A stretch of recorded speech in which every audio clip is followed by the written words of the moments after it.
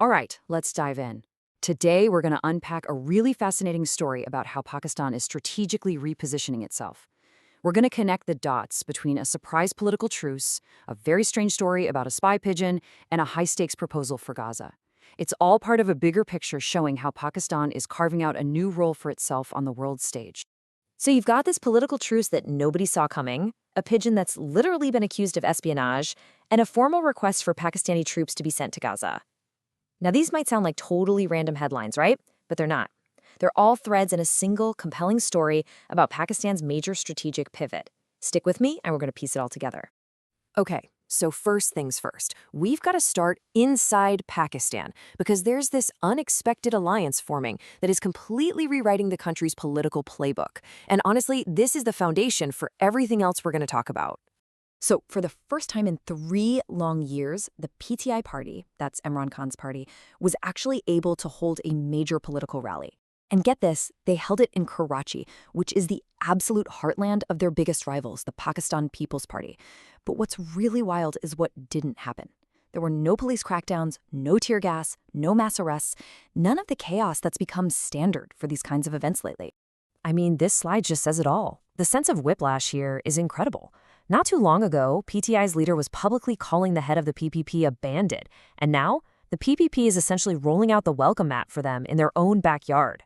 This kind of 180-degree turn doesn't happen by accident. It's a calculated political deal, and it's a huge signal that something much bigger is going on behind the scenes. But look, this truce wasn't just a friendly handshake. It came with a very strict set of rules. As you can see, the conditions were tight.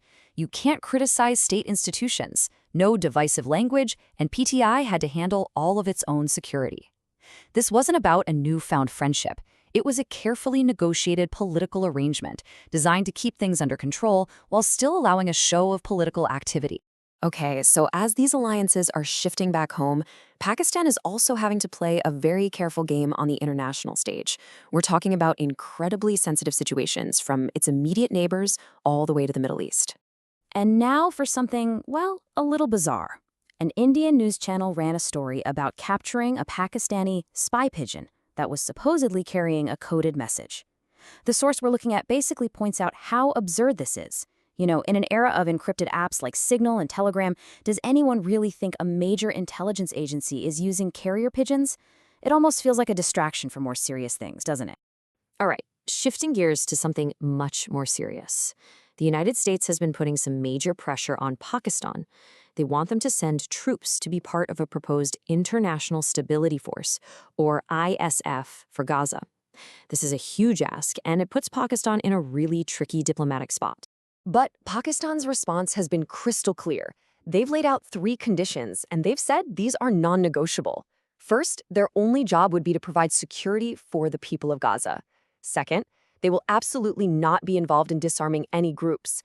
And third, if the civilians they're protecting are attacked, they will fight back to defend them.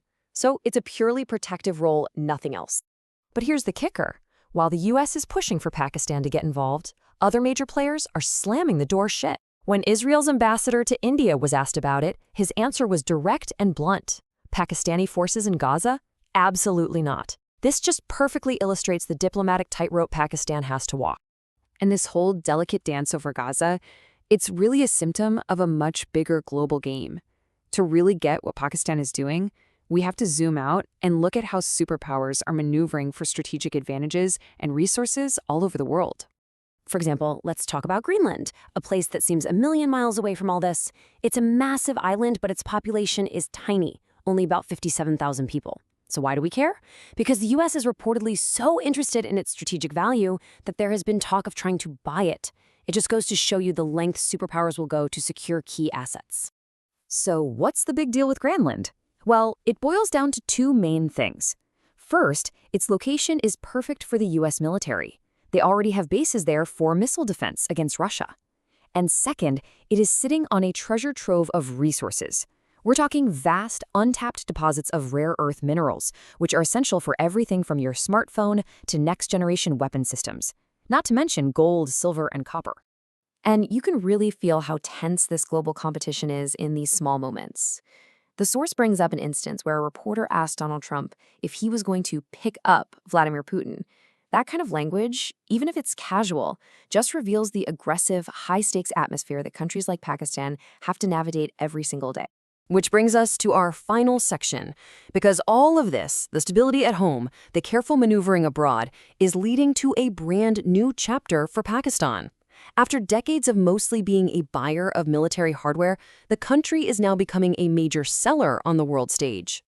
And the scale of this change is just staggering. I mean, just look at these numbers. A reported $4.6 billion deal with Libya, another $1.5 billion with Sudan. And they're in major talks to sell their advanced JF-17 fighter jets to both Azerbaijan and Iraq. This isn't just selling some equipment. It's a fundamental change in Pakistan's entire economic and strategic identity. And really, this is the bottom line. The source makes it clear that there was a time when Pakistan couldn't get anyone to buy its military tech. Now it says there are countries lining up. This is a complete turnaround, and it represents a massive shift in its global standing and influence.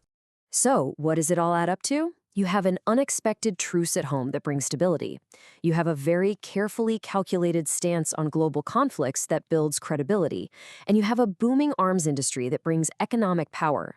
All these pieces are fitting together, and they're painting a picture of a nation that is actively and successfully reshaping its own destiny. The real question now is, what's the next chapter for Pakistan, and who will its partners be in this new global game?